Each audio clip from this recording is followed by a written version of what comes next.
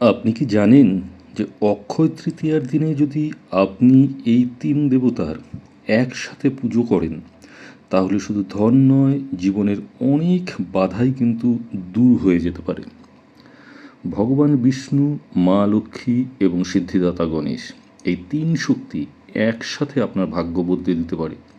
কিন্তু কিভাবে করবেন সেই পুজো তা জানতে হবে আজকের এই ভিডিওতে। তো নমস্কার সম্মানীয় দর্শকবৃন্দ, স্বাগত জানাই আপনাদের সনাতন সত্য ইউটিউব চ্যানেলে।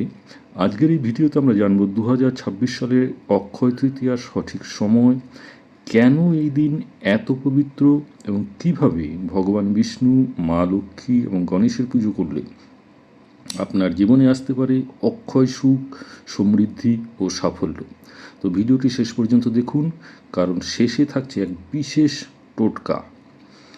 তো প্রথমেই জানাই, এই বছর অক্ষয় তৃতীয়া শুরু হচ্ছে 18 এপ্রিল শনিবার সকাল 10:49 পর এবং শেষ হবে 19 এপ্রিল রবিবার সকাল 7:27। স্বাস্থ্যমতে ব্রত এবং উপবাস পালন করা হবে 19 এপ্রিল রবিবার দিনেই। আপনাদের এই যে অক্ষয় তৃতীয়ার সময়সূচি জানালাম, এটি কিন্তু বিশুদ্ধ সিদ্ধান্ত পঞ্জিকা মতে। এবার এখন জেনে নিই অক্ষয় তৃতীয়ার শাস্ত্রীয় মাহাত্ম্য। অক্ষয় মানে যা কখনোই ক্ষয় হয় না, অর্থাৎ শেষ হয় না। এই দিনে পুজো, দান এবং জপ সব কিছুই বহু গুণে বৃদ্ধি পায় এবং কখনোই নষ্ট হয় না। সনাতনী ধর্মাবলম্বীরা বিশ্বাস করে থাকেন যে এদিনেই ত্রেতা যুগ শুরু হয়েছিল, পাণ্ডবরা পেয়েছিলেন অক্ষয় পাত্র এবং এই দিনে দেবতাদের আশীর্বাদ সর্বাধিক শক্তিশালী থাকে। তাই এই দিনকে বলা হয় চিরস্থায়ী শুভ ফলের দিন।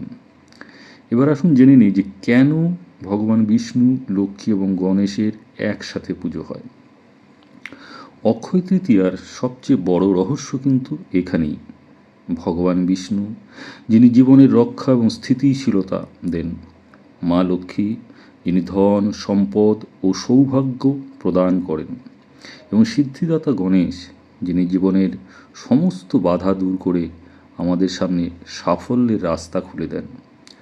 তাই যখন এই তিন দেবতার পুজো একসাথে করা হয়, তখন জীবনে আসে ধন, শান্তি এবং বাধাহীন সাফল্য।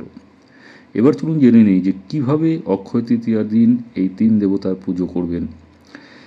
এই পবিত্র দিনে খুব সহজভাবে পুজো করুন। সকালে স্নান করে পরিষ্কার পোশাক পরুন। একটি পরিষ্কার স্থানে তিন দেবতার ছবি, অর্থাৎ ভগবান বিষ্ণু, মা লক্ষ্মী এবং সিদ্ধিদাতা গণেশের মূর্তি রাখুন।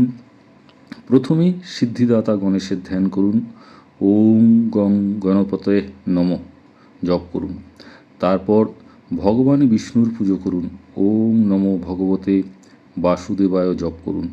শেষে মা লক্ষ্মীর আরাধনা করুন এবং মা লক্ষ্মীর প্রণাম মন্ত্র আপনারা পাঠ করতে পারেন এবং তার সঙ্গে ধূপ, দীপ এবং ফুল অর্পণ করুন। এভাবেই ক্রম মেনে পুজো করলে কিন্তু অক্ষয় তৃতীয়ায় সর্বোচ্চ ফল লাভ করা যায়। এবার চলুন প্রথমেই যেটা বলেছি আপনাদের, যে অক্ষয় তৃতীয়ার দিন এই তিন দেবতাকে সন্তুষ্ট করার এক বিশেষ টোটকা আপনাদের জানাবো। এবার বলবো সেই বিশেষ টোটকা। একটি হলুদ ফুল, একটি মুদ্রা অর্থাৎ পয়সা এবং সামান্য চাল নিন এবং তিন দেবতার সামনে রেখে প্রার্থনা করুন, হে বিষ্ণু, মা লক্ষ্মী ও সিদ্ধিদাতা গণেশ, আমার জীবনে অক্ষয় সুখ ও সমৃদ্ধি দিন।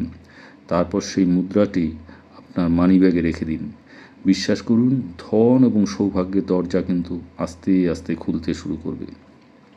অক্ষয় তৃতীয়ার দিন যে ভুলগুলো একদমই করবেন না সেগুলো হলো, কারো প্রতি রাগ বা অপমান করবেন না, কাউকে মিথ্যে কথা বলবেন না, নেতিবাচক চিন্তাভাবনা করবেন না, কারণ এই দিনে কিন্তু সব কিছুই বহু গুণে ফিরে আসে। অর্থাৎ ভালো করলে সেটাও যেমন অনেক ভালো হবে, খারাপ করলে সেটাও কিন্তু বহু গুণে ফিরে আসবে। তো অক্ষয় তৃতীয়া কিন্তু একটি শুধু তিথি নয়, এটি এমন একটি সুযোগ যা আপনার জীবনকে বদলে দিতে পারে। যদি আপনি এই দিনে ভক্তি ভরে বিষ্ণু, লক্ষ্মী ও সিদ্ধিদাতা গণেশের পুজো করেন, তাহলে আপনার জীবনে আসবে অপার সুখ, শান্তি এবং সমৃদ্ধি।